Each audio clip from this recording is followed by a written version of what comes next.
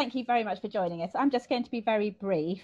We're really excited tonight to be joined by Eshal, and I think we all think her work is very much the main event for her to tell you about the research that she's been doing. But while we've got you, we also want to tell you a bit about some of the findings from some studies that we've been doing recently at the University of Oxford and the University of Southampton, and with some of our other colleagues at other universities. And some of you may already be taking part in these studies. And if you are, that's fantastic. Thank you very much. Please keep going with it. These studies are called CoSpice and CoSpace. CoSpice is a study that's specifically focused on preschool children and how they're getting on during the pandemic, and how their families are getting on as well. And CoSpace is focused on primary and secondary school age children, so from 4 to 16 years of age.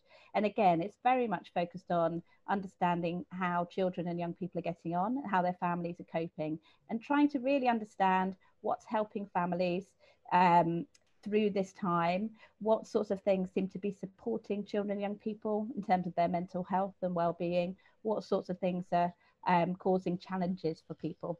And as you'll hear as we go on, we're really trying to make sure these findings can be as useful as they possibly can by regularly feeding them back to people who can use them to make a difference and make life easier for families.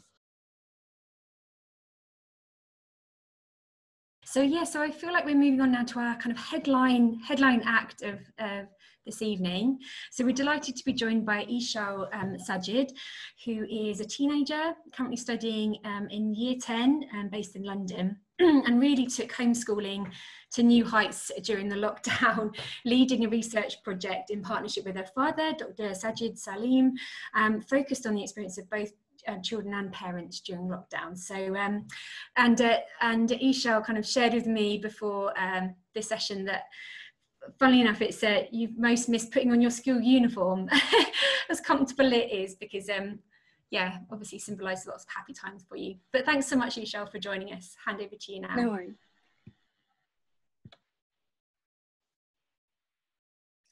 Hi everyone, my name is Eshal. I'm 15 years old, and today I'm going to be talking to you about a research project that I did called COVID-19 Through the Eyes of a Child. So I did this study with my dad. It was commissioned by University College London.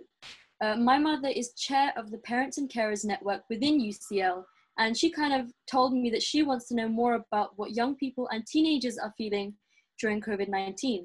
This was obviously my first ever research study, so I had no idea how to go about it.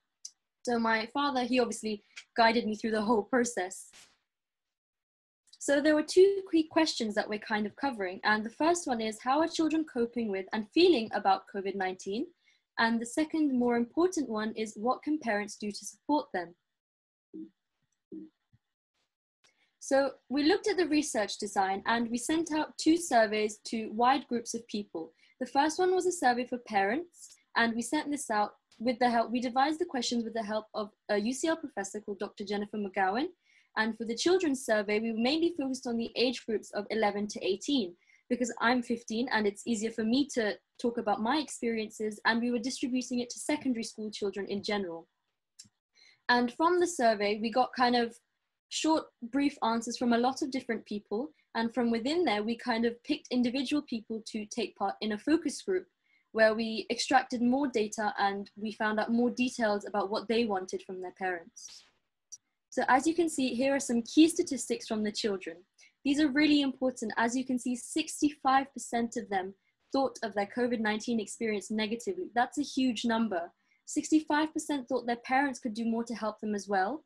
70% are most looking forward to meeting friends and going to school again, and 85% do not enjoy working from home. We don't exactly ignore the parents, so with them, we found out that 90% think their child's COVID-19 experience has been negative, 60% worry about their children getting infected, 70% think their children are not dealing well with the virus, 50% want to meet friends and family as soon as lockdown is lifted, which is another recurring theme, and 80% believe their children are not going outside enough and they're on screens too much. So now I'm just going to talk you through some of the main findings of our research. So the first one was definitely routine. All of the quotes here are taken directly from the people taking part in the study, and it's with their full consent.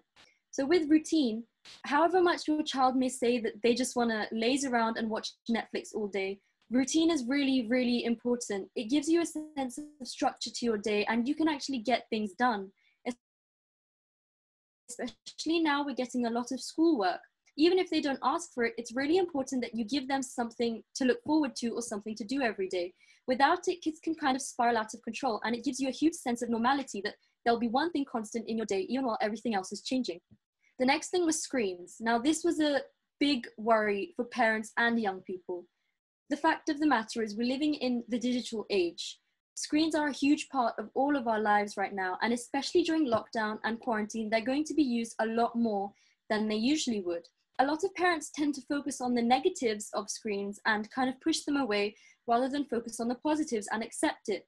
Some forget that right now screens are our only way of communicating with our friends. We're not meeting them every day, and talking to them over video chat or texting them is some of the few things that we do to keep ourselves happy.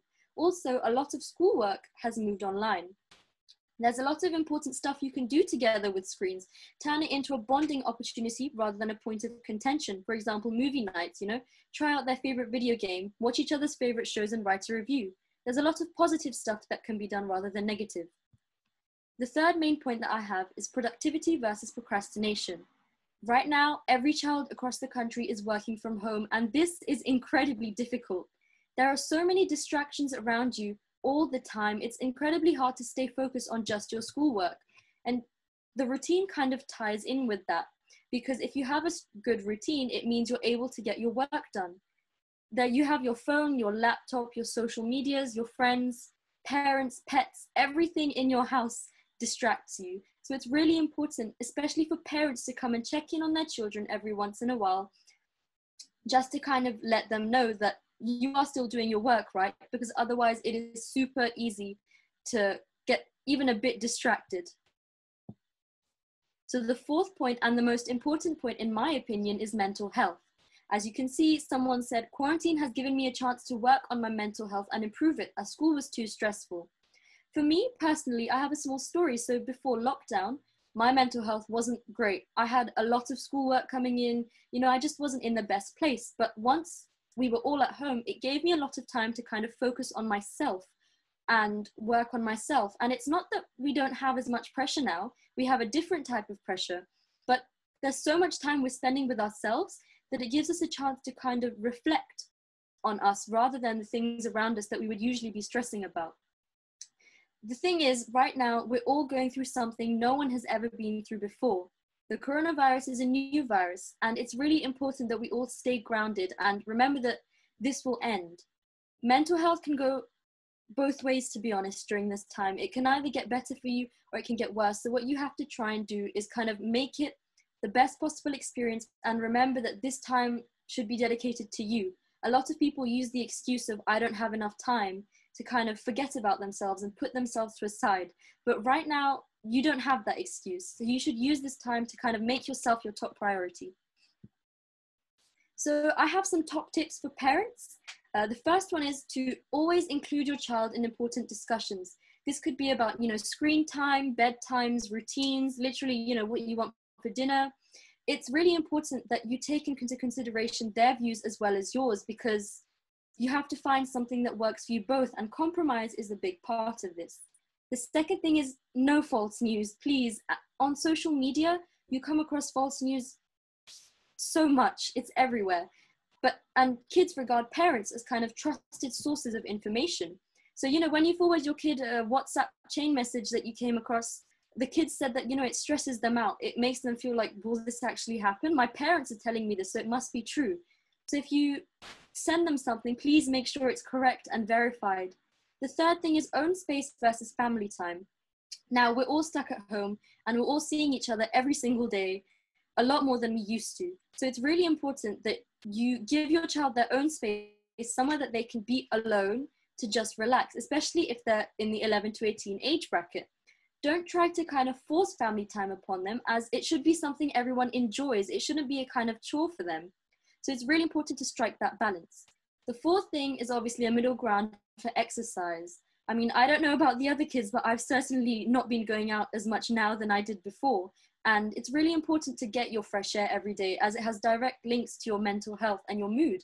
So it's really important to take your kids out for exercise and, give them some fresh air, but also keep in mind that you don't have to go every single day. Sometimes it can get a bit much for someone. Sometimes they could have had a really bad day, work-wise. They might not always feel like, going on a run. The fifth thing is to relax some stricter rules. The thing is, life is not the same as it was before lockdown. So you can't act like it is and keep those same rules you can't keep those same rules implemented. You have to relax things and give your child kind of space for them to grow, because right now is a really stressful time for everyone. And if you keep the same kind of rigid routine that you did before, it could negatively impact them in some way. So, give them an extra half an hour before bed, or literally anything you can think of that would make their COVID experience easier rather than, keeping it the same rigid routine. The sixth thing is to not dismiss children's feelings. And I know this sounds a bit obvious, but especially in the teenage age range, children's feelings are often dismissed, as hormones, or, you'll get over it, it's just a mood. But children at this age, they're developing their own thoughts and their own ideas and their own worldview. So it's really important that you take these things into consideration. And for example, if they say they're stressed about false news, rather than just brush it off like, oh, whatever, it doesn't really matter, you should sit down and talk to them and explain to them how to differentiate. Or if they say they're very nervous or coronavirus is having a negative impact on their mental health, rather than just blame it on hormones, please sit down with them and, kind of talk to them about it. Don't just brush, check in on them about everything, about their routine, if they're feeling okay. Mental health is very important. Just check in every few days on whether or not, how they're feeling. With their screen time, we're still children, we're still not adults. So, and sometimes it's hard to self-regulate. So it's important for parents to keep checking in. And that's a big thing that the children said they wanted. So now that the main findings have been wrapped up and this kind of coming to an end, what did we do next? So the products of this research was, one, an open letter to parents, which was top tips for them and the main points of my research that would help them. And the other thing was a 10-page report, which obviously took a while to write, but, it was worth it. And so the open letter was kind of the main thing that we gave to the public. And as you can see, we're really lucky. It got distributed a lot to University College London, London School of Hygiene and Tropical Medicine, Great Ormond Street Hospital, ChildNet International, who I did an interview with, BBC Young Reporters, of course, Oxford University and the Co-Space Study, Wellcome Trust, Geo News Pakistan, with whom I also did an interview, and family and friends through WhatsApp groups and email and social media. Well, through this research, I gained a lot. This is my first ever professional research study. So I learned everything from scratch. I learned how to conduct focus groups, how to write a report, methodology and analysis, using all these different softwares like Google Forms and Google Docs, and obviously my presentation skills and how to communicate my research to other people through all of the presentations and interviews I've been lucky enough to have been doing. So I know a lot of this research might seem like it's kind of outdated in a sense, because this research was done, I think, maybe a week after we went into lockdown. And as you can imagine, at that point, it was all just kind of firefighting. Everyone was extremely kind of stressed and they were caught up in their own lives and no one had any idea what was happening. But we're lucky enough that now life is slowly going back to normal. Children are going back to school, shops are opening again, and we've all kind of come out of this with this new experience. So some of these things might seem like they might not apply as much, but a lot of these points are still super important. And of course, this is where you can find out more. My email is at the top of the screen, and linked is my ChildNet interview and research, and Oxford University also published a blog about my research where they disseminate it. Thank you very much to everyone who took part in the study, of course, and to you guys for letting me come here and present it. Fantastic. Thanks so much, Eshal. That was really, really helpful. And I can see you're getting a lot of love on in our chat feed there. People finding the tips really helpful, but also lots of praise for your presentation as well. Thanks so much, Eshal, for joining us and sharing that so eloquently. Thank you.